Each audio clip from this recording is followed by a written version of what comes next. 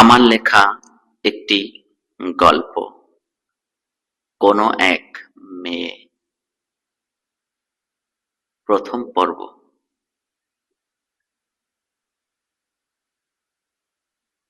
সেদিন ছিল 21 নভেম্বর। কুয়াশাচ্ছন্ন শিশির ভেজা সকালে কর্মসূত্রে বেরিয়ে পড়লাম কলকাতার বুকে। সাথে আমার ভাইপো এমডি রনি। দুজন মিলে উঠে পড়লাম বনগাঁ শিয়ালদা 8:30টার লোকাল। দুজনে মোবাইলে আড্ডায় মেতেছি। ট্রেনটা ততটা ভিড় নেই, বেশ খুশ মেজাজে। হঠাৎ গোবরডাঙ্গা স্টেশন থেকে একটা মেয়ে উঠল। সামনের সিটটা খালি ছিল, তাই আমাদের সামনাসামনি জানলার পাশের সিটে বসে পড়ল। তাকে প্রথম দেখেই দুরন্ত সাইক্লোনের মতো দমকা ঝড়ে একরাশ রামধনু এঁকে দিল আমার হৃদয় জুড়ে। শীতের ঝাপটা হাওয়ায় তার এলোমেলো চুল বারবার মুখের সামনে অহেতুক ডিস্টার্ব করছিল। তার হরিণী চোখ মাঝে মাঝে হারিয়ে যাচ্ছিল আমার উতাল সমুদ্রে। নিজের স্পন্দন নিজেই শুনতে পাচ্ছিলাম।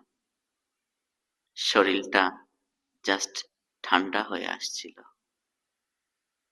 যদি একবার কথা বলতে পারতাম।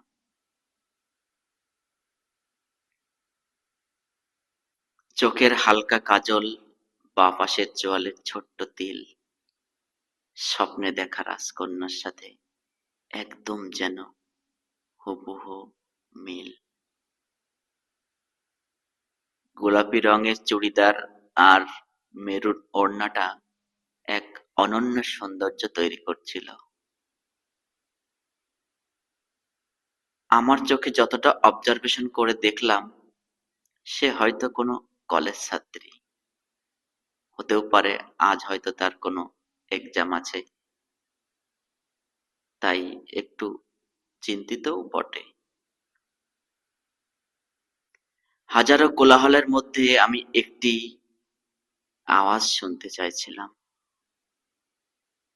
তার একটি কথা। বাট কোনো কথা বলছিল না সে। পাশের সিটে কেউ বসতে চাইলে ইশারায় তাকে বসতে বলছিল। আমার দৃষ্টি যেন তার অতল সমুদ্রে মিশে যাচ্ছিল। অসীম দৃষ্টিতে তার দিকে চেয়েছিলাম, শুধুই চেয়েছিলাম। জানো, সে একবারও বিরক্ত বোধ করেনি। কমলা লেবুর ফালির ন্যায় দুটি ঠোঁটে এক প্রকার মৃদু হাসির ঢেউ। কি জানি কি ভাবছিল, মনে হচ্ছিল হাজার বছরের চেনা কেউ। দেখতে দেখতে বারাসাত চলে আসলাম। চলো অর্থহীন কবি আঙ্কেল, তোমার গন্তব্য চলে এসছে। এমডি রনি আমাকে যেন বাস্তব জগতে ফিরিয়ে আনলো। নামার সময় কোনো রকমে একটা চিরকুটে মোবাইল নাম্বারটা লিখে তাকে দিতে গেলাম। হঠাৎ ট্রেনটা ছেড়ে দেওয়াই জানলায় বেঁধে চিরকুট বাইরে পড়ে গেল। সে তখনও জানলা দিয়ে হাত বাড়িয়ে আমার দেখে চেয়েছিল। আমি নির্বাক দৃষ্টিতে ছুটে যাওয়া ট্রেনের দিকে শুধুই তাকিয়ে রইলাম। একদম স্তব্ধ হয়ে গেল। হ্যাঁ, গল্পটা হয়তো এখানেই শেষ হতে পারত, বাট আজ সকালে আমার মেসেঞ্জারে একটা এসএমএস এসছে।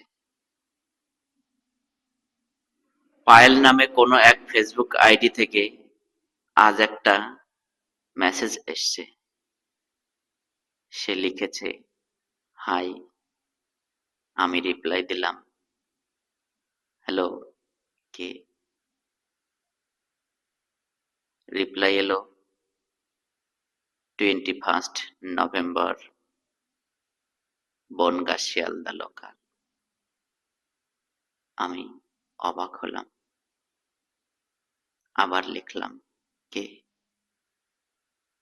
অ্যান্সার এলো, কোনো এক মেয়ে। পরবর্তী পর্ব দেখার জন্য অপেক্ষা করুন আমার দ্বিতীয় পর্ব। থ্যাংক ইউ, অর্থহীন কবি।